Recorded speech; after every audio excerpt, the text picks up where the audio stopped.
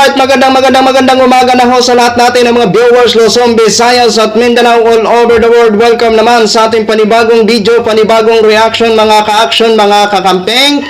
Digong sinampahan ng 3 counts of murder ng ICC. Ang tanong, ito ba ay nagsisimula na ang nasabing kaso? Yan po ang ating alamin at disclaimer lang po, hindi ho tayo nagmamagaling dito. Ito po ay abot lang sa aking kaalaman. Pero ito ho mga ka-action, mga kakampeng, bago natin alamin yan, ito muna si Mr. Real Tuker, na kung saan nawala ito ng ilang buwan mga ka-action, mga kakampeng, at muli namang sumibol na parang kabuti. At eto naman, nagsimula naman siya ng kanyang katangahan. Sorry po sa words ko ha. Eto po si Mr. Real Tuker, sa hindi nakakaalam, ito po ay isang fake news peddler na kung saan nga po ay isa din na biktima dito si Attorney Cristina Kunti, na kung saan pinapaalam nga ni Attorney Cristina Kunti ang kanyang address para mapadalhan ng sulat. Di ba? Hindi ko lang alam kung nakita na ba yan. Pero ito naman mga ka-action, muli naman siyang sumibol na parang kabuti. Sumulpot naman ho siya at ito na ho ang kanyang hitsura. Siguro may sakit ho ito at nagpaparecover. Pero ito pa, hindi pa nga siya siguro nakarecover. Ito naman, bumanat naman ang kanyang katangahan. Sorry sa words, YouTube.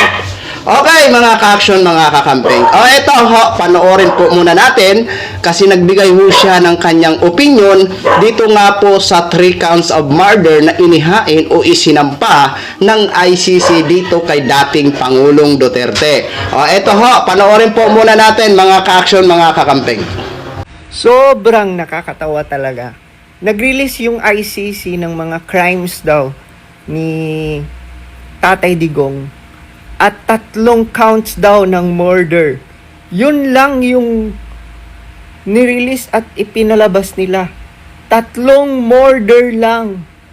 Saan yung sinasabi niyong 30,000? Ha? Exage pa kayo na 30,000 ang pinatay. Saan na yun? Bakit inirelease ng ICC 3 counts of murder lang? Basahin natin mga lods. Former President Rodrigo Duterte charged with 3 counts of murder, attempted murder as crime against humanity at ICC. Sus Mariosep, 3 counts of murder lang pala pina-ICC nyo pa. Grabe. Alam nyo mga lods, tignan nyo, gaano ka-desperado itong Marcos administration na talagang supilin at gipitin ang mga Duterte, lalo na si Tatay Digong. Imaginein mo, hindi naman pala totoo yung 30,000 na sinasabi nilang crimes kuno na nakumit ni Tatay Digong. Pero ipinush pa rin nila at sinurrender pa rin nila si Tatay Digong sa ICC. Humanap sila ng paraan. Ginawa nila lahat. Diba? Nag-provide sila ng eroplano. Talagang join force sila no? Group effort. Kahit na, diba? Kahit na yung kalusugan ni Tatay Digong ay hindi fit na mag-travel, diba? Sa malayo, ipinush pa rin talaga nila. Tapos malalaman lang natin 3 counts lang pala. Hindi ba yan kayang litisin dito sa Pilipinas? Napaka-weak naman ng Pilipinas kung pati yung 3 counts of murder ay hindi kayang litisin dito. So yun na ho mga ka-action, mga kakampeng, no, napakinggan na ho natin ang kanyang katangahan o biu-biuhan. Ito, mas maganda tong sabihin na natin katangahan talaga. Ayon sa kanya, ayon sa kanya, 3 counts lang daw. Bakit kailangan pa daw ipa-ICC? Hindi ba daw kaya litisin dito yan sa Pilipinas? Diyan pa lang, napakasyunga-syunga mo na, sa totoo lang, Mr. Real Tuker. Ngayon, hindi na siya Mr. Real Tuker, Chinito Real Tuker na ho, mga ka-action. Hindi niya siguro naintindihan ang 3 counts of murder. Baka ibig niya sabihin 3 katao lang daw. Baka ibig niya sabihin para sa kanya ang pagkakaintindi niya siguro 3 tao lang itong sinasabing 3 counts of murder. Kasi tinatanong niya, nasaan na daw yung mahigit 30,000 na di umanon ginurgor sa panahon ng dating administrasyon? Ngayon 3 counts of murder lang, bakit kailangan nyo pa ipa-ICC? Abay, ubod ka talaga ng katangahan, sa totoo lang. Sorry ha? Pero yan talaga ang katotohanan. Eto ho, mga ka-action, ano ba ito? Ayon dito sa isang research natin, no? Digong sinampahan ng 3 counts murder ng ICC. Okay? Manila, Philippines, 3 bilang ng kasong murder laban sa 80 anyos na si dating Pangulong Rodrigo Duterte, nakakulong sa isang detention facilities Netherlands ang isinampa ng International Criminal Court ICC dahil sa umano'y na naging papel nito sa pagpatay ng hindi bababa sa 76 katao sa panahon na ipinapatupad niya na war on drugs. Batay sa isinapublikong 15 pahinang dokumento ng ICC, inirekomenda ng Deputy Prosecutor na humarap sa paglilitis ang dating Pangulo kaugnay ng kanyang kasong crimes against humanity. Kabilang sa mga kaso laban kay Duterte, ang una, mga pagpaslang sa Davao City noong siya ay alkalde. Pangalawa, mga pagpaslang sa tinaguriang high value target sa buong bansa noong siya ay Pangulo. At pangatlo, mga pagpaslang at tangkang pagpaslang sa mga barangay clearance or operation sa buong bansa noong siya ay Pangulo.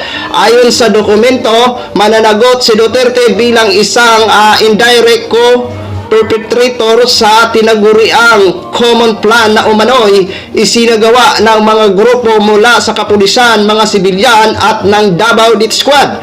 Bilang bahagi ng kanyang war on drugs campaign, matatandaan na isinuko ng gobyerno ng Pilipinas si Duterte sa ICC noong Marso.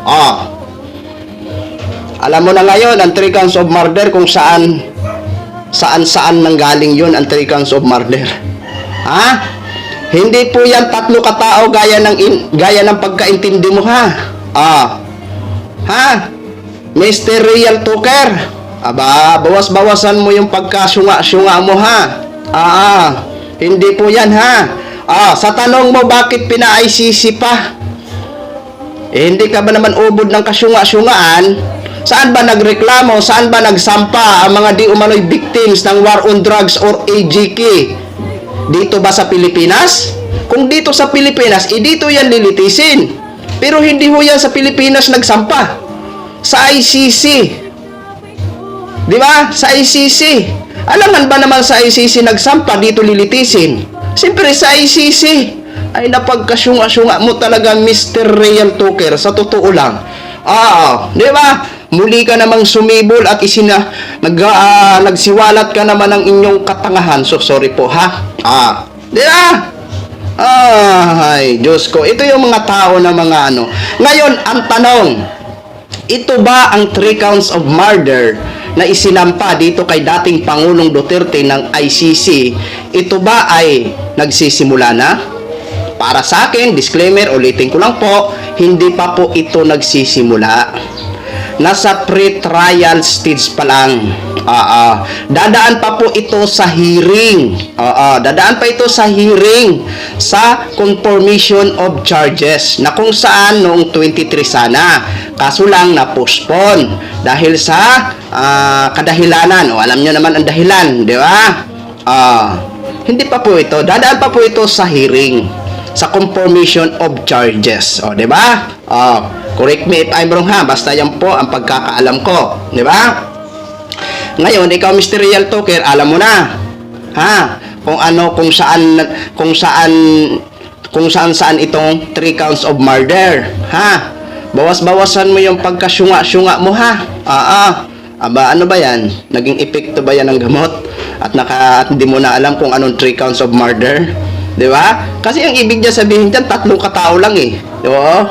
Nasaan na yung 30,000 na nagurgur di umano?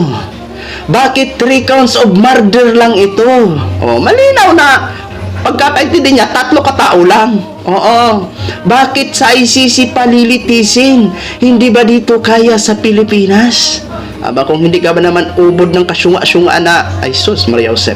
Okay, yan lang ho mga ka-action, mga kakamping no, gin-share ko lang ho sa inyo. Maraming salamat po sa lahat natin ng mga viewers, Luzon, Visayas at Mindanao, all over the world. Ako po, ang inyong lingkod, si The Action Man. Good morning, everyone!